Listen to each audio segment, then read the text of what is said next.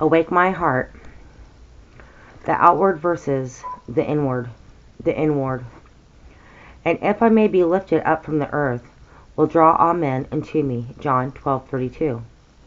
Yes, our Savior transforms that evil cross by calling it an exaltation or being lifted up. He also thereby utters a caution against preoccupation with the merely outward.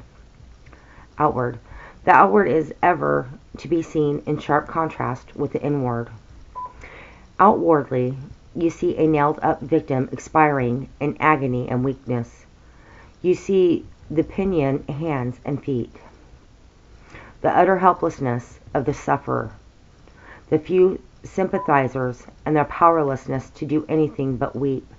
Broken-heartedly, you hear the mocking taunts of his crucifiers. You hear the heart-rending gasp, "I thirst," from the burning throat of the pain-racked figure suspended there.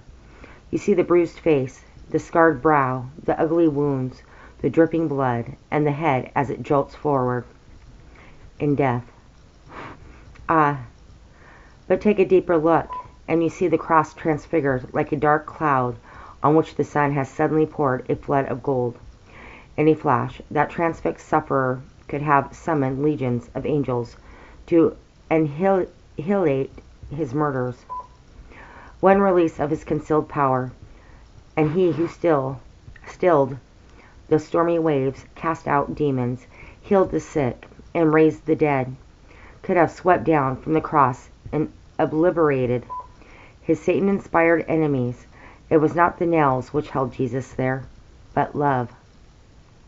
That which outwardly looks like weakness in its most pitiful form is in reality love at its loveliest, love stronger than death, love which all the floods of hatred cannot drown.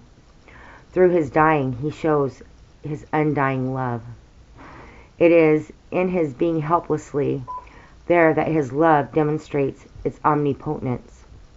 Sin has done its worst, yet he dies saying, "Father, forgive them."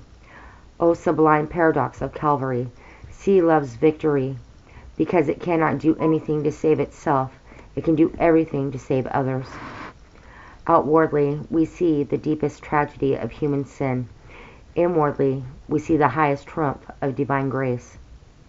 Outwardly, we see a hideous crime. Inwardly, we see the sublimest expression of the Son's perfect obedience to the Father. Outwardly, we see a shocking miscarriage of justice.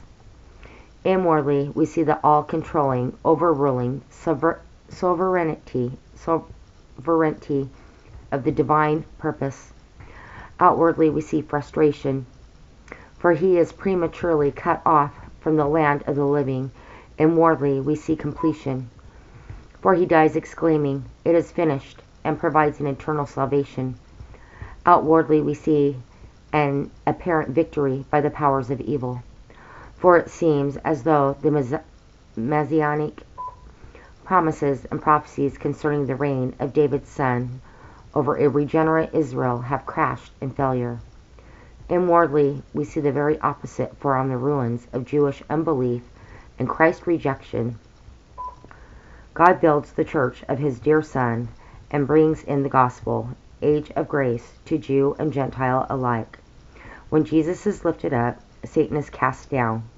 When heaven bleeds on that cross, hell is defeated by its own stratagems. Calvary is transformed, and Jesus, knowing all things, calls it his being lifted up. That which showed how much he was hated is that for which he is now most loved. That cross of stark desertion is the very magnet which draws all men to him.